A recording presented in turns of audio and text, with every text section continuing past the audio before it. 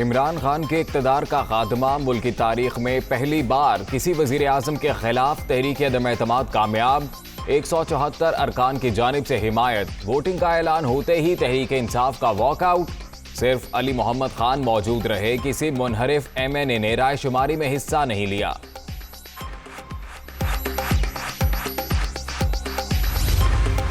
नए वज़ीर आज़म के इंतखाब के लिए कौमी असम्बली का इजलास कल दोपहर 2 बजे होगा। कागजात नामजदगी आज दोपहर 2 बजे तक जमा करा जा सकेंगे। ऑपोजिशन की जानिब से शहबाज शरीफ को कायदेवान नामजद कर दिया गया।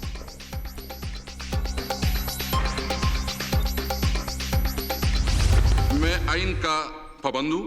अपने हल्क का जो मैंने उठाया हुआ है, हल्क का अहम तरीन मुतालबा यह है कि स्पीकर की कुर्सी पर बैठ कर मैं रियासत पाकिस्तान की खुद मुख्तारी और सालिमियत का तहफ़्फ़ुज़ करूं।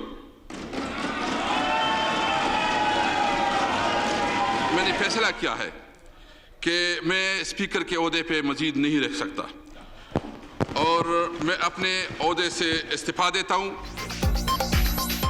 इमरान खान से मुलाकात के बाद रात गए स्पीकर और डिप्टी स्पीकर मुस्ताफी। आपने स्पीकर ऑफिस को वजीर आजम का दफ्तर बना दिया, क्या कहेंगे? सहाफी के सवाल पर मुस्ताफी स्पीकर के नाजेबा जुमले।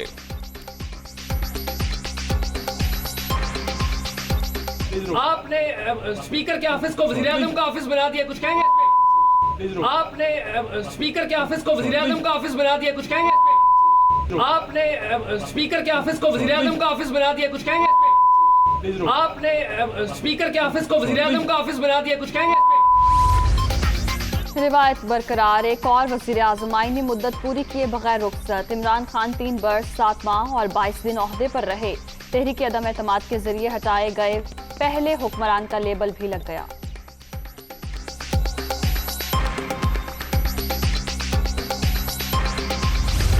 हम माजी की तलखियों में नहीं जाना चाहते, उनको भुलाकर आगे जाना चाहते हैं और पाकिस्तान को अजीम बनाना चाहते हैं। हम इस कौम के दुखों और जख्मों पर मरहम रखना चाहते हैं। किसी से बदला नहीं लेंगे।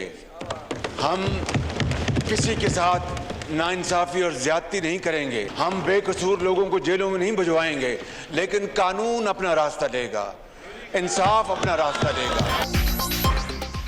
मुत्तहिदा अपोजिशन की कोशिशें रंग ले आईं। ये इत्तेहाद पाकिस्तान को दोबारा तामीर करेगा। हम किसी से बदला नहीं लेंगे, ताहम कानून अपना रास्ता बनाएगा। शहबाज शरीफ का खिताब, इदारों के साथ मिलकर चलने का अज़्म।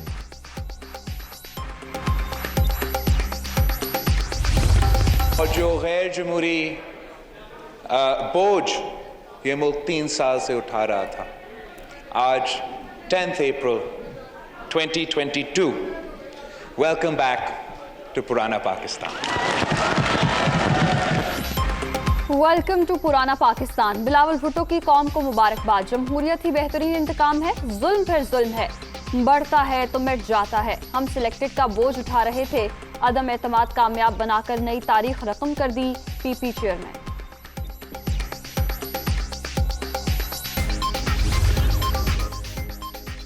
गैर आईनी हुकूमत खत्म करके आईनी हुकूमत की तरफ कदम बढ़ा रहे हैं। अपनी जिदोजहद रायगा नहीं जाने देंगे। मौलाना असद महमूद का अज़्म, अदम एतमाद की कामयाबी से जमहूरियत को एतमाद मिला, अब कौम को एतबार देना होगा। खालिद मकबूल सिद्दीकी का खिताब। पाकिस्तान की तारीख का स्याह तरीन दौर इख्तिताम को पहुंचा। ड्राउना ख्वाब खत्म, अब जख्मों पर मरहम रखने का वक्त है। कामयाबी पर अल्लाह ताला के सामने सर झुकाते हैं। मरियम नवाज का ट्वीट।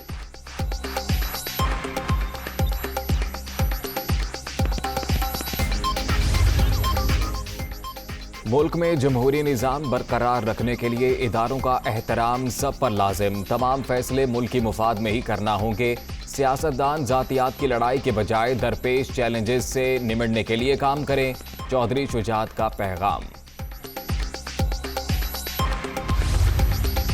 वज़ीर आज़म के प्रिंसिपल सेक्रेटरी को ओहदे से हटा दिया गया। एस्टेब्लिशमेंट डिवीजन ने आजम खान की तब्दीली का नोटिफिकेशन जारी कर दिया। रिपोर्ट करने की हिदायत। अटॉर्नी जनरल खालिद जावेद खान ने इस्तीफा दे दिया।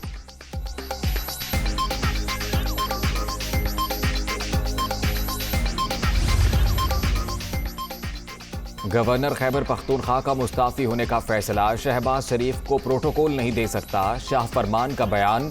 गवर्नर पंजाब उमर सरफराज चीमा और गवर्नर बलोचिस्तान सैयद जहूर अहमद का भी मुस्ताफी होने का इम्कान।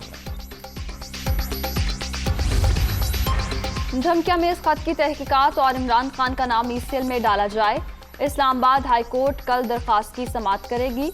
फवाद चौधरी, शाह महमूद, कासिम सूरी और असद मजीद का नाम भी एग्जिट कंट्रोल लिस्ट में डालने की इस्तदा।